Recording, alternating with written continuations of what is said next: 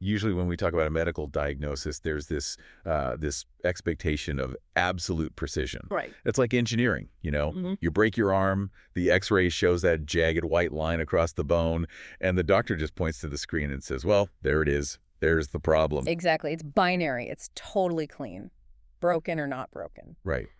But then you step into the world of human philosophy or, worldview, how we actually perceive our waking lives. Yeah. And suddenly that X-ray machine is entirely useless. Oh, completely useless. We are looking at a landscape of ideas that is just incredibly murky.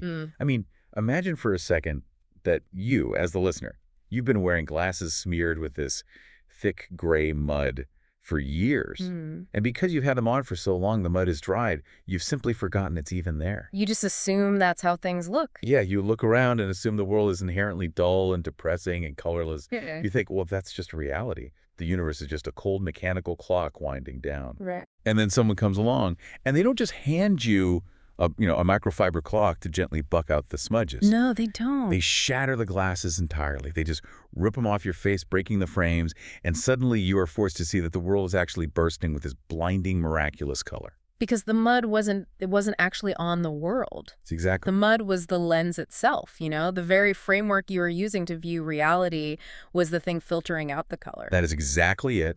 And if you are listening to this deep dive right now, and you're hungry for a faith that isn't just a theoretical set of propositions you agree with on a Sunday. Yeah, something real. Right, something deeply transformative for a random Tuesday morning, then you are in the right place. Because today, our mission is exploring the early 20th century writer G.K. Chesterton. An absolute giant. Truly. Specifically, we're looking at his massive apologetic trilogy, which is Heretics, Orthodoxy, and The Everlasting Man. We're looking at how these books don't just offer some dry defense of historic Christianity. They actively invite the believer into a passionate romance with Christ. Oh, really do. They are engineered to take the ordinary and honestly sometimes crushing routines of daily life and turn them into an absolute adventure. And, to really understand how a writer from Edwardian England manages to shatter those mud-smeared glasses for us today, we have to look at the architecture of his argument. Yeah, let's break that down. Because Chesterton didn't just sit down and write a single defensive pamphlet, right? He built this progressive three-stage journey over the course of 20 years. Well, 20 years? Yeah. But to appreciate the building, you have to understand the ground he was building it on. So paint that picture for us. What did the ground look like when you started writing Heretics in 1905? Well, you have to imagine the intellectual atmosphere of Europe right after the Victorian era. Right. We are entering the Edwardian period, and there is this massive, just suffocating wave of scientific materialism and skepticism. Like, who are we talking about here? Thinkers like H.G. Wells and George Bernard Shaw, they are the dominant voices. And their core premise is essentially this.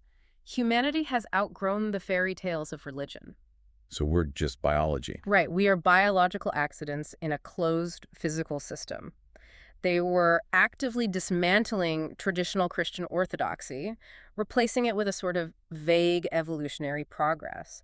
The intellectual mood was just extreme relativism. Which, if we're honest, doesn't sound entirely different from the cultural water we swim in today. Not at all. The idea that everything is subjective, that science has somehow disproved the soul, and that truth is just, whatever works for you in the moment. Precisely. The parallels are actually kind of striking, and this is why Chesterton's first move, the book Heretics, is so critical. Because he has to clear the ground. Exactly. It acts as a clearing of the ground. He realized you cannot build a beautiful cathedral on top of a swamp. You have to drain the swamp first. Right. So in Heretics, Chesterton looks at the popular intellectual trends of his time, this moral subjectivism, and he systematically dismantles them.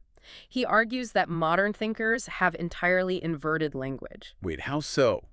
Give me an example of that inversion. No, historically the word heresy meant holding a coherent but flawed philosophy. Right, like a specific theological error. Yeah, it meant you had departed from the established truth.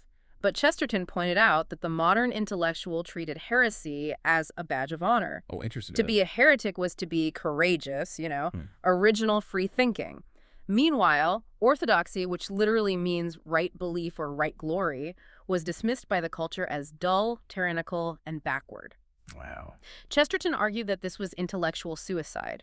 By praising heresy simply for the sake of rebellion, modern thinkers were basically praising a man for being lost in the woods. They were throwing away the map and calling it a grand discovery. Exactly. That's a great way to put it. So, Chesterton's argument in Heretics is a negative critique. He goes after H.G. Wells, he goes after George Bernard Shaw, and he demonstrates that their philosophies just collapse under their own weight. Because they don't actually make sense. Right. He shows that a purely materialist worldview cannot even justify its own belief in human reason. Which is a huge problem. It is. I mean, if your brain is just a random collection of atoms produced by unguided evolution, why should you trust the thoughts it produces? So Heretics is the demolition phase. It's tearing out all the rotten secular floorboards that have been laid down by these modern philosophers. Exactly. He's proving that this secular foundation cannot actually hold the weight of human existence. It can't hold our grief, our joy, or our demand for justice. But, you can't just leave people with a demolished house. Right, they need somewhere to live. And Chesterton's critics knew this. After Heretics came out, the intellectuals of his day challenged him. What did they say? They basically said, all right, Chesterton, it's very easy to sit back and throw stones at everyone else's worldview. You've criticized our heresies. Now define your own orthodoxy. What is it you actually believe? Which is a totally fair pushback. You can't just be the guy tearing things down. This is a brilliant challenge. And it directly prompted the second stage of the journey, which is his masterpiece, Orthodoxy, published in 1908. Okay. This is the positive personal affirmation. This is where he actually constructs the house. And it's not a standard boring house. Yeah. He builds a house where the inside feels vastly larger than the outside. I love that. That's a great way to describe it. In Orthodoxy, Chesterton explains why Christian belief perfectly balances truth and mystery. So he's not just using dry logic. No, not at all. He isn't arguing from dry theological proofs like the unmoved mover. He argues from psychological reality. How so?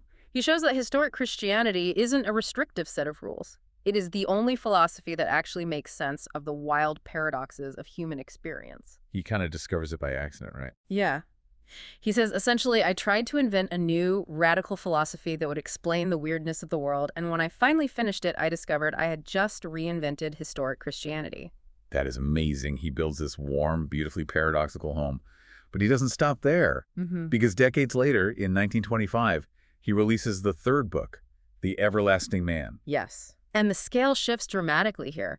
If orthodoxy is the personal internal journey of faith, the everlasting man scales up to the cosmic and historical. Right. Chesterton wrote this directly in response to H.G. Wells's famous book, The Outline of History. Let's unpack that conflict, because Wells's book was massively influential, wasn't it? It was shaping how the everyday person viewed the past. Oh, it was a cultural juggernaut. Wells essentially wrote a materialist history of the world. Okay. In Wells's telling, humans are just highly evolved animals, slightly more clever than apes. And when he gets to Jesus, Wells reduces Christ to just a remarkable moral teacher, a good man whose followers eventually mythologized him. So it was very flat, very bleak view of history. Extremely flat, just a long, slow grind of biology.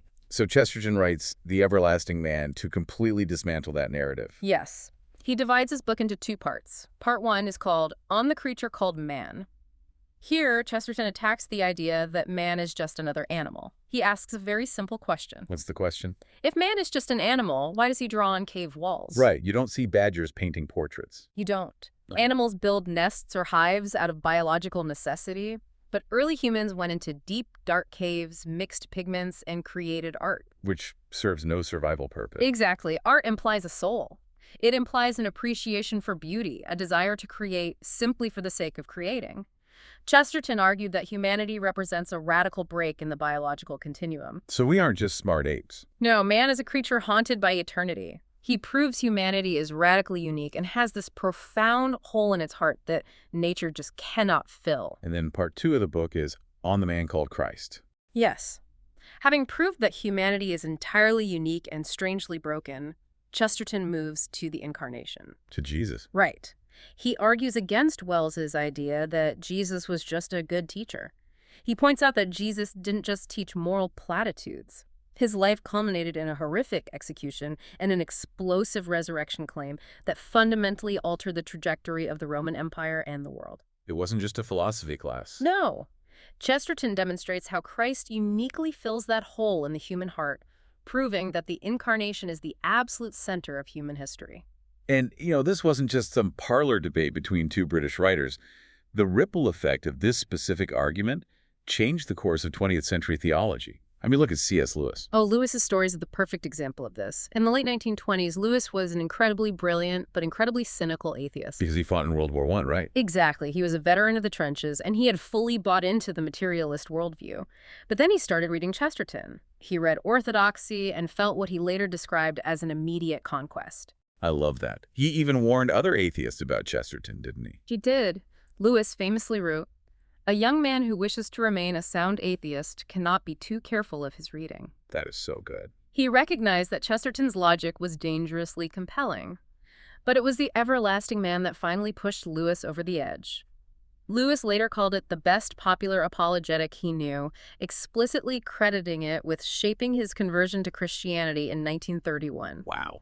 Chesterton's framework helped Lewis realize that the story of Christ wasn't just another dying and rising God myth. It was, as Lewis later called it, the true myth, the myth that actually happened in history. I mean, think about the magnitude of that. The author of the Chronicles of Narnia and Mere Christianity works that have introduced millions of people to faith was intellectually activated by Chesterton. Absolutely. And it wasn't just Lewis. You see this massive impact on J.R.R. Tolkien, T.S. Eliot, Dorothy L. Sayers. Sayers actually called The Everlasting Man an act of Christian liberation. And it crossed all denominational lines, too. Catholic leaders like Archbishop Fulton Sheen named Chesterton his greatest literary influence. The theologian Ronald Knox remarked that his entire generation grew up under Chesterton's influence so completely, they didn't even know when they were thinking Chesterton's thoughts. Wow. He fundamentally changed the intellectual weather. He really did. Which brings us to the core question for the person listening right now. Perhaps driving to a job they find tedious, or folding laundry, or trying to navigate a chaotic family life. The everyday reality. Right. What is this intellectual architecture, this demolition of heresy, this building of orthodoxy, this cosmic view of history? What does it actually have to do with daily devotion? It has everything to do with it. The devotional application here is about what we might call the baptizing of the intellect. Explain that. Well, loving God with all your mind, as commanded in Matthew 22, isn't a dry academic exercise.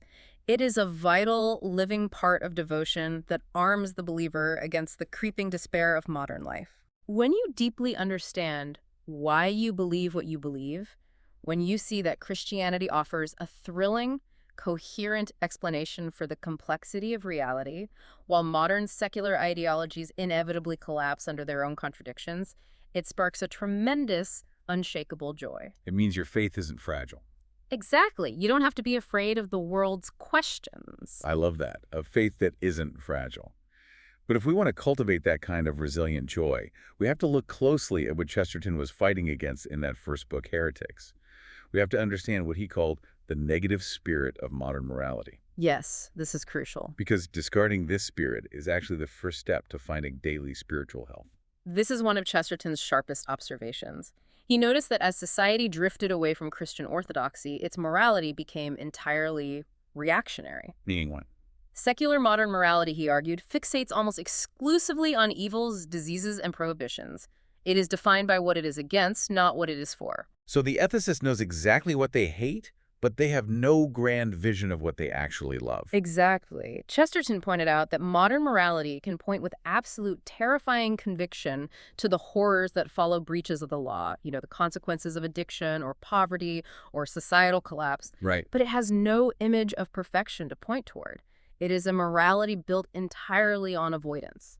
Let's ground this in a historical example, because the sources mention Chesterton engaged directly with a secular pamphleteer named G.W. Foote over this exact issue, right? The beer and Bible controversy. Yes, this is a brilliant illustration. G.W. Foote was a secularist who published a pamphlet mocking religion. In it, Foote argued that if you want to promote temperance and stop people from drinking themselves to death, prayer is totally useless. Okay, so what was his solution? Instead, he said, you should just show people a scientific medical diagram of a drunkard's diseased, hobnailed liver. Wow. Foote believed that the sheer horror of this diseased organ would scare people into moral behavior far more effectively than any religious intercession. So fear is the ultimate moral motivator. Exactly. And Chesterton absolutely pounced on this. He said this perfectly embodies the incurable morbidity of modern ethics. Morbidity is the right word. Right. Think about the profound philosophical shift here.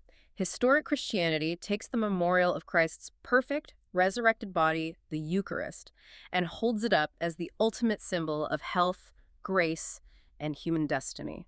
Foote wanted to replace the perfect body of Christ with a diseased liver. Chesterton basically says modern ethics worships the diseased liver. Yes. That is an incredibly vivid, almost grotesque image. But it's so true. Well, Chesterton contrasts this morbidity with the practices of true religion. He points to monastic mysticism as an example. Okay, how does that work? You might look at a medieval monk and think his life is incredibly austere. He might be kneeling on cold stones, fasting, rolling in the snow in a frenzy of submission. It looks miserable. It does. But, Chesterton argues, what is actually going on inside the monk's mind? The monk is meditating on Christ or the Virgin Mary. He has in his mind an image of perfect health, a vision of clear colors and clean air. So the internal reality is different from the external. Completely. He is fixing his thoughts on gigantic strength and internal happiness. The monk is enduring physical austerity to pursue a positive, radiant joy. Whereas the modern student of ethics, The modern student of ethics, Chesterton says, remains sane only out of an insane dread of insanity. They aren't running toward health. They are just desperately fleeing disease. he makes a similar point about how the culture views wine, drawing a contrast with the poet Omar Khayyam. He does. Omar Khayyam represents a sort of fatalistic hedonism that was very popular among the Edwardian intelligentsia. Khayyam's philosophy is, life is short, the universe is ultimately meaningless, we are all going to die and turn to dust, so you might as well drink wine to numb the pain. So wine, in this view, is a medicine. Right. It's an anesthetic against the misery of existence. But the Christian view of wine is entirely different. Completely different. Chesterton points out that in the Christian sacramental view, wine is a symbol of eternal gaiety, of covenantal love, and even the wrath of God. Wow. The Christian drinks, not to forget reality, but to celebrate it. The Christian drinks because life is divine, creation is good, and they believe in immortality. The secularist drinks because life is miserable and fleeting. But hold on, let me play devil's advocate for a moment here. Sure. Isn't focusing on the negative sometimes absolutely necessary? Mm-hmm. I mean, we look at the world today and we see real systemic issues. We see crushing poverty. We see rampant addiction. We see gross injustice. Of course. How can a believer just ignore the world's brokenness and focus on positive health? Doesn't that risk turning Christianity into, I don't know, a naive, toxic positivity where we just smile and ignore the suffering around us? That is the essential pushback, and Chesterton anticipates it perfectly in his critique of the modern obsession with progress. Chesterton does not tell us to ignore brokenness. Not at all. But he argues that you cannot actually measure progress, nor can you effectively fix a deeply rooted problem unless you have a fixed positive destination to aim for. Explain the mechanics of that. Why does fixing a problem require a fixed destination? Think about a shipwreck. If you are adrift in the ocean, it is very good to swim away from the sinking debris. That is avoiding a negative. Right, you don't want to get pulled under. Exactly. But if you only swim away from the wreckage without any knowledge of where the shoreline is, you are eventually going to drown anyway. You are just fleeing. Wow. For the believer, that fixed shoreline, the destination, is the holiness of God and the restoration of creation. If you only focus on the negative, on running away from the diseased liver, you have no blueprint for what a healthy society is supposed to look like. Because you don't know where you're going. Right. You can't enact true reform because you don't know what you are reforming toward. You're just reacting. Yes. A doctor cannot heal a patient if the doctor doesn't first possess a clear, positive definition of what human health actually is. This shifts everything, and it leads directly to this incredible concept for daily life that Chesterton calls divine frivolity. Yes, divine frivolity is the antidote to the dreary, cynical earnestness of the secular world. Earnestness is such a good word for it. Right. Chesterton exposes how modern secularism is often deadly serious about trivial things like status or perfectly curated diets or political bureaucracy, but utterly cynical about grand, transcendent things like love, honor, and eternity. So what does practicing divine frivolity actually look like for the person listening? It looks like turning your faith from a restrictive duty into a joyful adventure.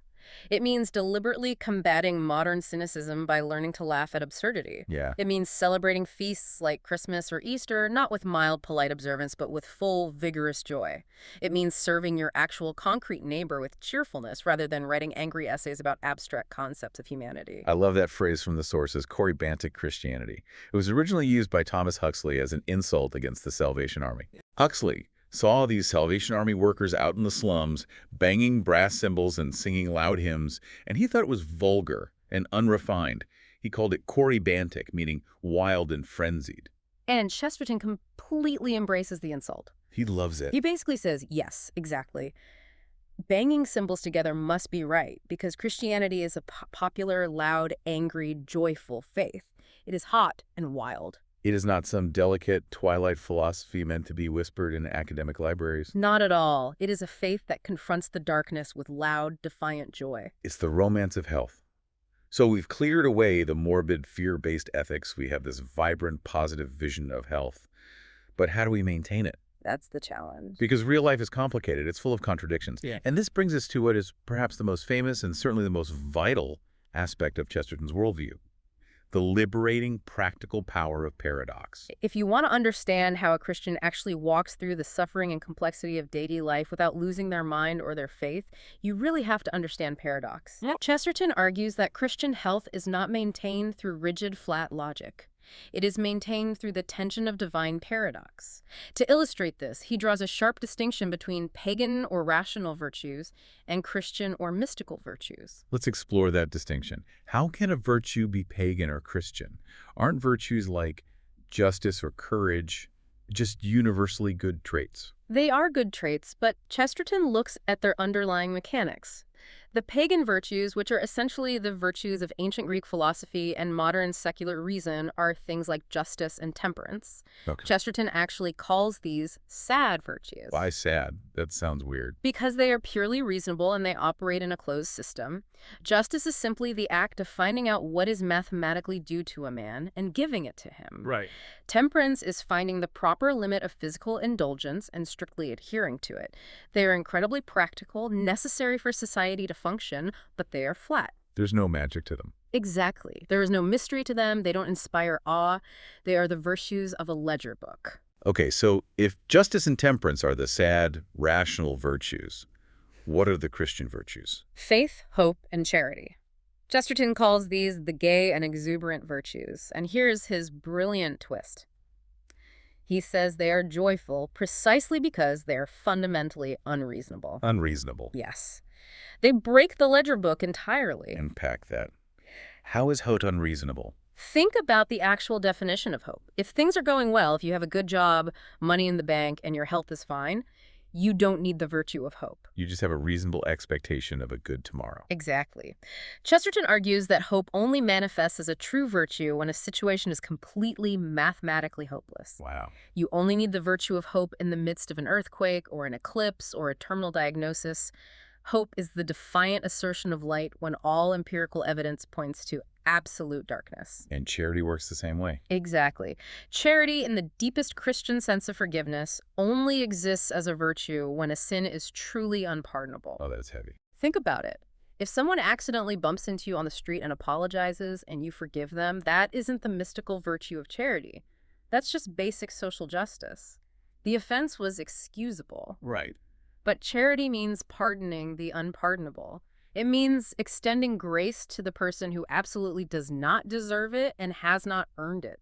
It is entirely unreasonable. And faith is certainty in the unprovable. Yeah. It's trusting the character of God when the circumstances don't make sense. Yes, they are paradoxes. They require holding two seemingly contradictory truths together at the exact same time. You know, I think of this like the engineering of a suspension bridge. Oh, I like that. If you want to cross a small creek, you can just lay a series of flat bricks across it. Yeah. That's secular logic. Those are the pagan virtues. You lay down justice, you lay down temperance, and you walk across. Simple. But if you come to a massive, terrifying chasm, if you come to the deep suffering of human existence, those flat bricks will just collapse under their own weight.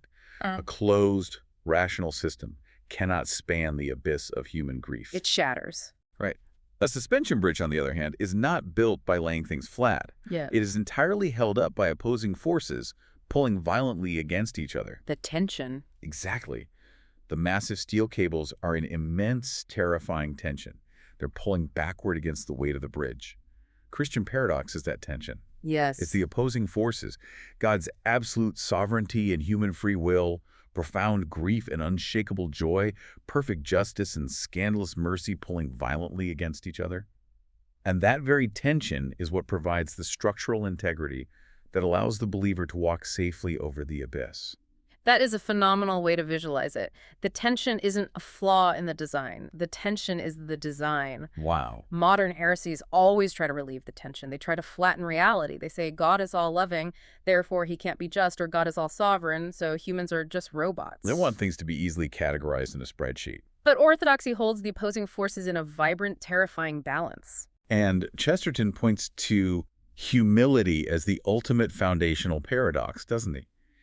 He compares the Christian view of humility with the secular concept of the Superman. Yes, and this is crucial for understanding how to live this out.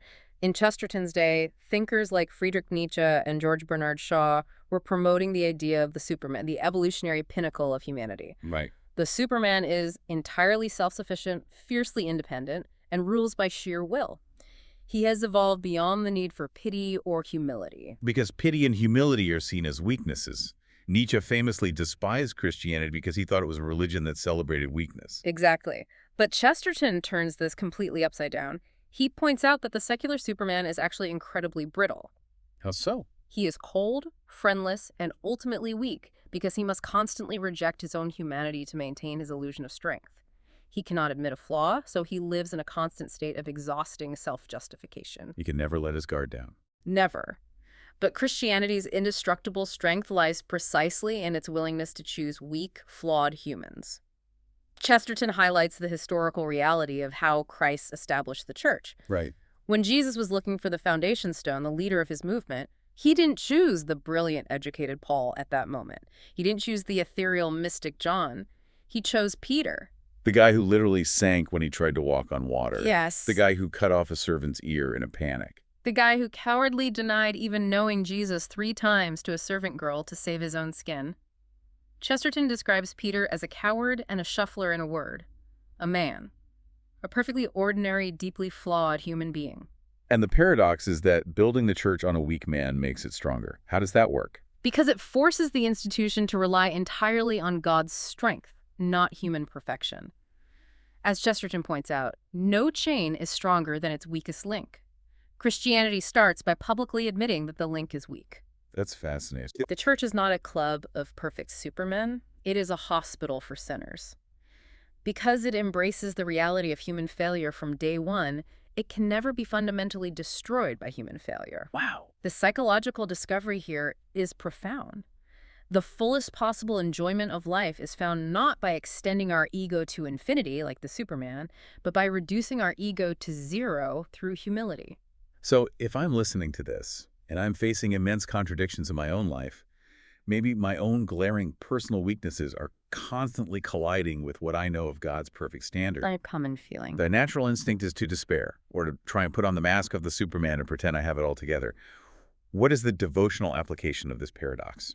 The application is to actively embrace the tension as the path to intimacy with Christ. When you feel that contradiction between your weakness and God's strength, you shouldn't despair. You should meditate on the cross. The cross is the ultimate suspension bridge.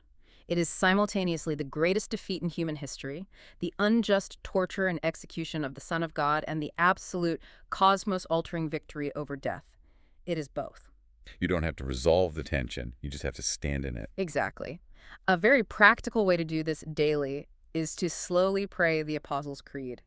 Don't just rush through it. Let its massive paradoxes, the eternal, uncreated God being born of a human virgin, suffering, descending, and rising, let that deepen your trust. Yeah. Letting these tensions exist in your mind fosters a deep, passionate devotion rather than a rigid, brittle legalism. It allows you to be human. It's letting the suspension bridge hold you up instead of exhausting yourself trying to build a flat path out of bricks. Exactly. Okay, so if faith is this grand paradoxical adventure, where do we actually live it out? We have to pivot from theology to the deeply concrete reality of daily life. Yes, let's get practical. Because the arena where we actually practice this paradox isn't usually a theological debate. It's at the dinner table. Oh. It's the supreme adventure of the ordinary, the physical world, and the family. This is perhaps where Chesterton is most surprisingly relevant and maybe most challenging to our culture today.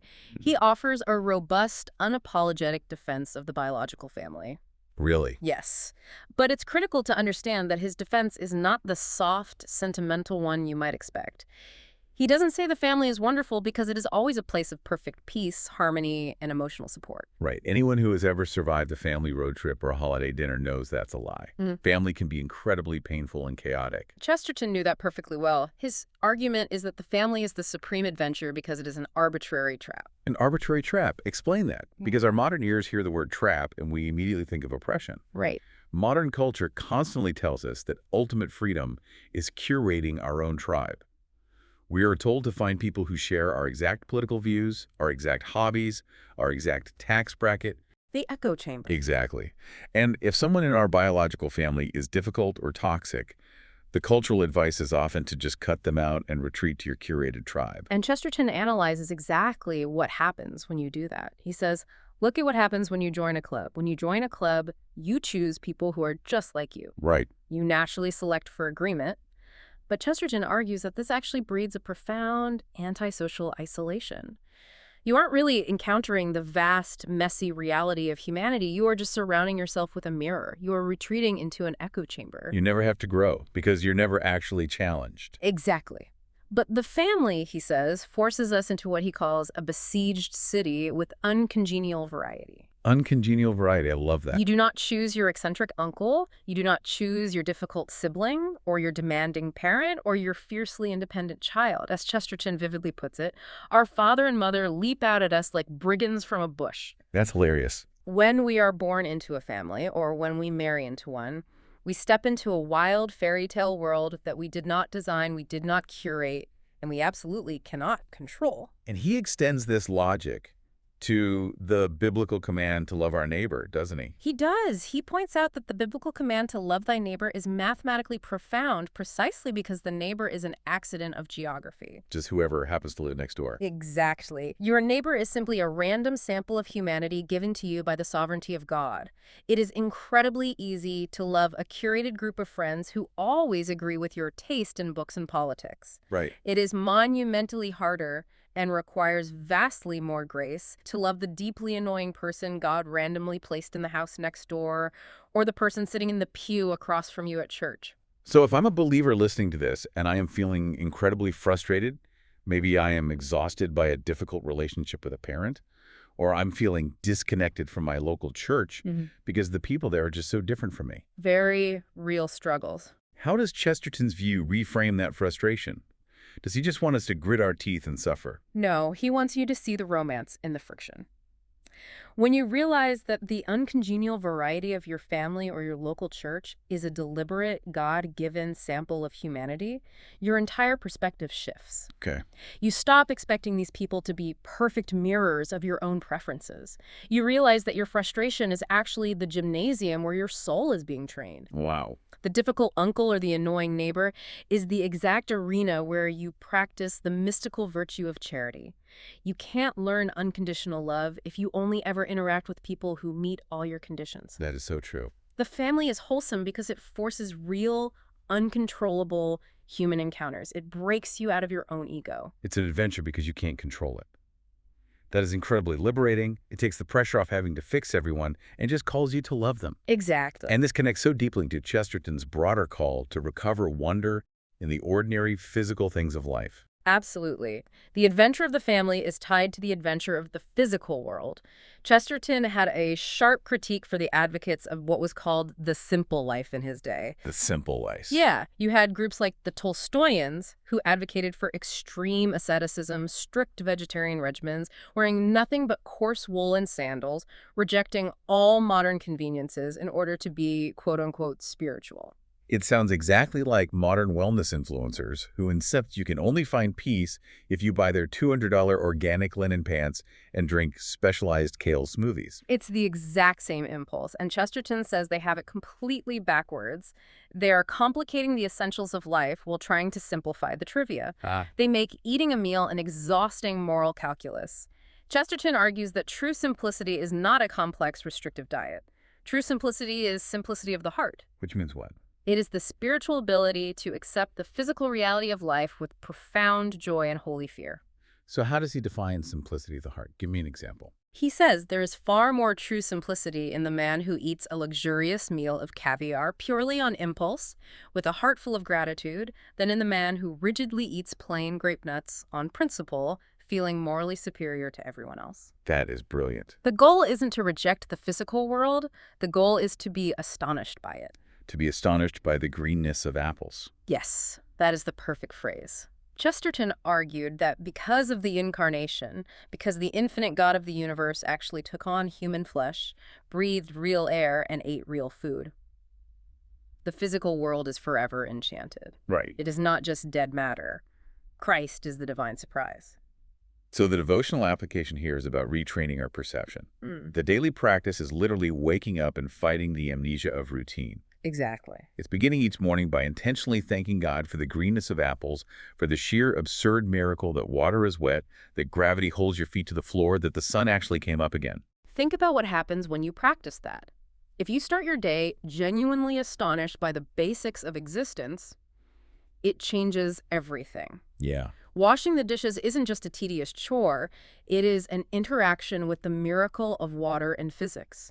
Eating dinner with your family isn't just biological fueling, it becomes a sacrament of love for the Creator. Wow. You transition from seeing the world as a cold, mechanical machine running down to seeing it as a wild fairy tale authored by God. Okay, so we are grounded in the wonder of the ordinary.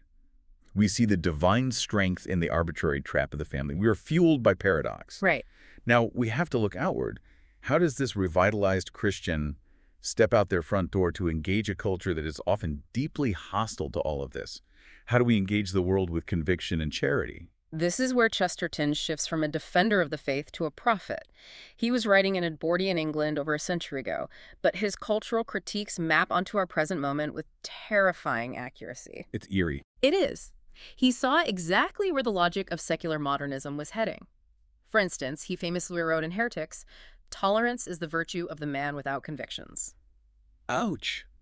That stings a bit for our modern sensibilities, doesn't it? Oh, definitely. Because in our culture, tolerance isn't just a virtue, it is effectively the only virtue.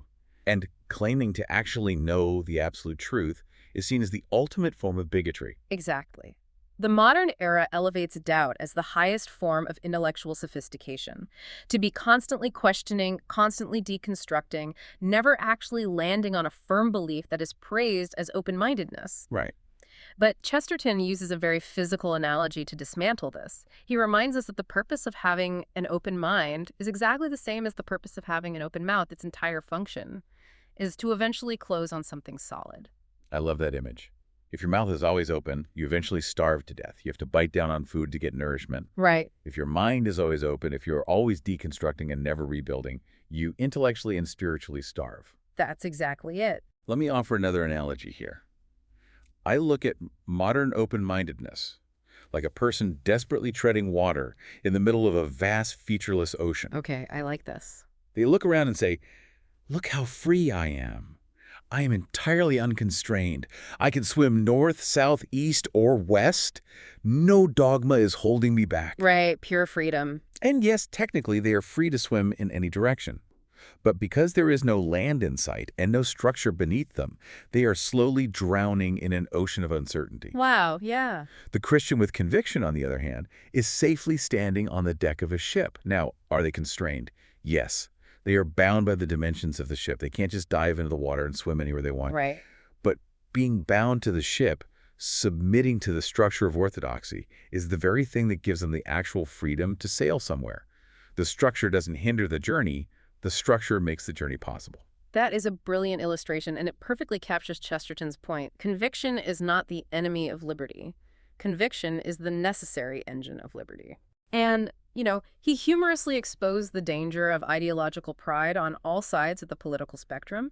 He wrote, "The business of progressives is to go on making mistakes. The business of conservatives is to prevent the mistakes from being corrected." Huh. He really is an equal opportunity offender. He skewers everybody. He does, because he refuses to let politics become a substitute for theology. Mm.